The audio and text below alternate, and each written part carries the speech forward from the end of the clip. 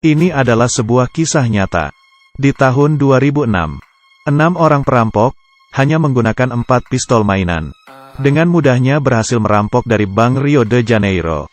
Uang sebesar 25 juta US dollar. Yang lebih mengagetkan lagi adalah, dalang dari perampokan terbesar di dunia ini, ialah penulis skenario dari film ini sendiri. Cara yang mereka gunakan untuk merampok bank, serta trik mereka untuk melarikan diri membuat orang terkagum-kagum. Karena perampok-perampok lain pasti memikirkan cara untuk melarikan diri. Sedangkan mereka, malah memikirkan bagaimana caranya untuk tertangkap. Cerita dimulai di malam berhujan. Mobil yang melaju kencang mencipratkan air ke tubuh Chayo. Dia membuang rokoknya dengan kesal. Tanpa diduga, puntung rokoknya terbawa oleh air hujan. Maju terus ke depan, masuk ke dalam penutup lubang gat. Begitu mengangkat kepala, Bank Rio de Janeiro berdiri di depannya. Dia mengikuti arah aliran air, terus sampai ke pinggiran kota. Dan benar saja, di bawah sebuah jembatan, dia menemukan pintu keluar yang menghubungkan semua gat di kota. Tiba-tiba sebuah ide gila muncul di benak Chayo. Dia ingin merampok bank tersebut. Jadi dia pergi mencari teman baiknya yang adalah seorang insinyur, Tuan Jenggot, dan Malino, pencuri profesional. Mereka bertiga datang ke penutup lubang gat yang berada di depan bank. Memasukkan pita pengukur ke dalam penutup lubang gat. Kemudian masuk ke dalam pintu keluar gat. Di pinggiran kota yang ditemukan oleh Chayo, menemukan pita pengukurnya. Jaraknya hanya 18 meter dari permukaan tanah bank. Kemudian mereka menggunakan ban sepeda. Diam-diam berhasil mengukur jarak penutup lubang gat ke pintu masuk bank. Sekitar 7,1 meter. Menggunakan teori Pythagoras, sangat mudah menghitung panjang sisi ketiga dan sudut kemiringan. Mereka langsung menemukan lokasinya, dan berencana menggali sebuah terowongan di sini, yang langsung menyambung ke lemari besi bank. Selanjutnya, Chayo datang ke bank dan memotret gila-gilaan. Tetapi malah menarik perhatian satpam. Dia dibawa ke ruang satpam di lantai bawah, dan lemari besi bank juga berada di lantai bawah. Satpam mengecek kamera, tetapi tidak menemukan foto apapun. Ternyata dia sengaja ketahuan oleh satpam. Tujuannya adalah untuk melihat posisi lemari besi. Setelah mempunyai gambar denah bank, bagaimana cara membuka brankas, menjadi kunci dari rencana mereka. Setidaknya diperlukan 1 menit dengan pistol las untuk membuka 1 brankas. Jika mau membuka semua 400 brankas, butuh 7 jam. Sangat tidak mungkin. Malino langsung pergi ke cabang lain, menyewa sebuah brankas, kemudian mencatat model gemboknya N untuk diteliti. Terowongan sudah hampir selesai digali, tetapi mereka masih belum menemukan cara menghindari alarm keamanan. Aksi mereka menemui jalan buntu untuk sementara. Di hari ini, Chayo pergi menemui Malino lagi, karena dia menemukan sebuah ide cemerlang. Langsung merampok bank. Polisi 2 menit kemudian tiba di tempat kejadian, menggali terowongan sembunyi-sembunyi. Alarm setiap menit bisa berbunyi. Tetapi jika sembari merampok bank, sembari menggali terowongan, polisi tidak akan berkutik. Karena sampai sekarang ini, polisi masih belum mengembangkan sistem anti perampokan yang bisa mencegah mereka secara bersamaan. Setelah persiapan yang matang, mereka menjalankan rencana perampokan dengan membagi tugas masing-masing. Tahap pertama, Malino dan Chayo, serta 2 orang lainnya, masuk ke bank secara normal. Langsung mengeluarkan pistol, berpura-pura merampok. Di saat yang sama mengunci semua pintu keluar bank. Setelah satpam lapor polisi, baru membiarkannya keluar. Menyuruh dia memberitahu polisi. Di dalam bank ada 20 orang sandera. Untuk mengontrol situasi sepenuhnya. Tahap kedua, memberitahu kawan yang menunggu di saluran gat untuk masuk ke terowongan. Tahap ketiga, merusakkan semua kamera. Mencegah bocornya identitas.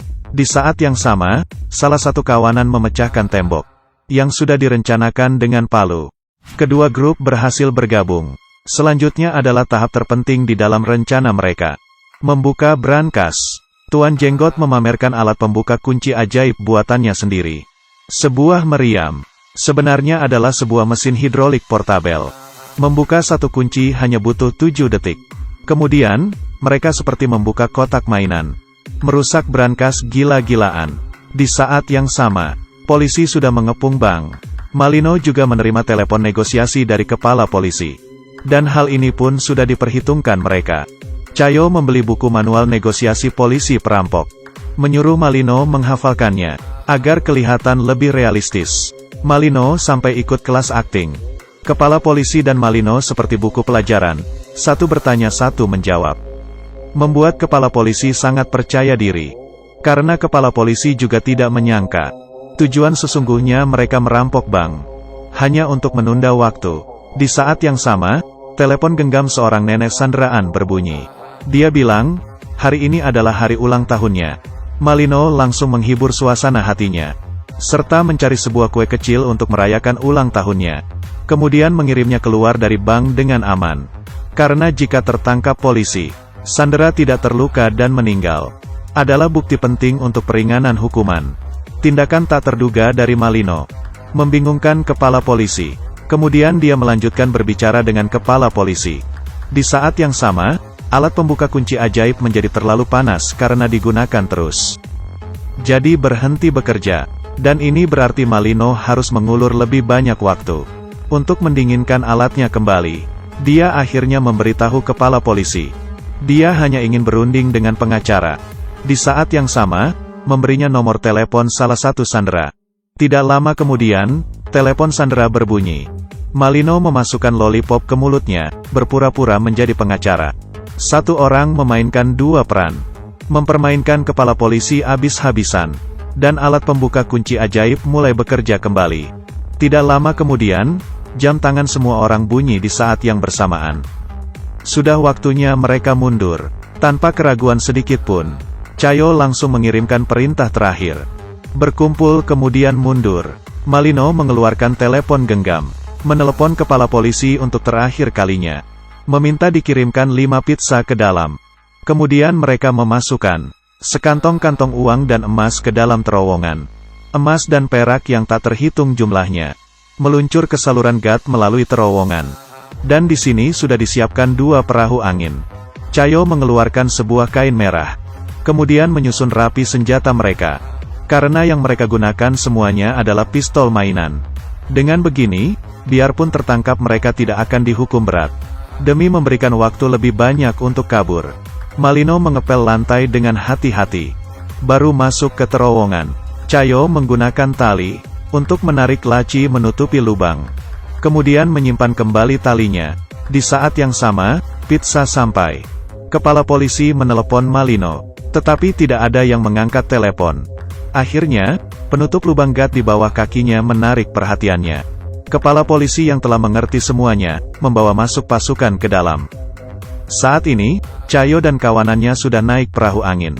Kepala polisi menggeser laci, tetapi ada granat yang diikat di dalam lubang. Kemudian, rekan kerjanya melaporkan, semua senjata yang digunakan oleh perampoknya adalah mainan. Berarti granatnya pasti juga bohongan. Kepala polisi langsung masuk ke terowongan, dan menyuruh orang menjaga pintu keluar saluran gas yang ditemukan oleh Cayo sebelumnya. Tetapi Cayo dan kawanannya mengambil jalan berlawanan. Mereka memilih dengan asal salah satu saluran gas di kota, yang bertanggung jawab menjemput mereka. Memarkirkan mobil di atas penutup lubang gas. Kemudian membuka lantai mobil. Mereka keluar satu persatu. Di saat yang sama, sirene polisi berbunyi. Hati ke-6 orang itu sangat ketakutan. Dengan makin mendekatnya suara sirene, sebuah mobil polisi lewat. Di sisi lain, kepala polisi akhirnya tiba ke pintu keluar melalui terowongan. Tetapi tidak menemukan apa-apa. Kemudian, 6 orang perampok melihat uang yang tidak akan habis sampai beberapa keturunan. Tidak bisa menahan diri bertepuk tangan. Setelah membagi hasil rampokan, mereka berpisah. Jika ceritanya berakhir sampai sini saja, maka ini tidak bisa dihitung sebagai kasus perampokan besar di dunia. Tidak lama kemudian, setelah menjadi kaya mendadak, salah seorang perampok membuang istrinya. Dalam kemarahan istrinya melaporkan suaminya ke polisi. Tidak lama kemudian, ke-6 perampok tertangkap. Tetapi karena senjata yang mereka gunakan adalah senjata mainan, dan juga tidak menyakiti sandera, polisi hanya bisa memberikan hukuman ringan. Sedangkan Cayo, dalang dari perampokan, hanya dihukum selama 1 tahun 7 bulan. Setelah keluar dari penjara, mereka kembali melewati hari sebagai orang kaya. Sedangkan jumlah spesifik yang dicuri dari Bank Rio de Janeiro Sampai sekarang masih menjadi misteri. Ternyata dari awal, tertangkap dan dipenjara adalah salah satu rencana mereka. Karena hanya dengan cara ini mereka baru bisa menjadi orang benar. Biarpun film ini memberikan penanganan, pendramaan tentang kasus perampokan ini, tetapi detail dari kejadiannya sangat menyerupai aslinya. Karena dalang dari kasus perampokan ini, ialah penulis skenario dari film ini sendiri.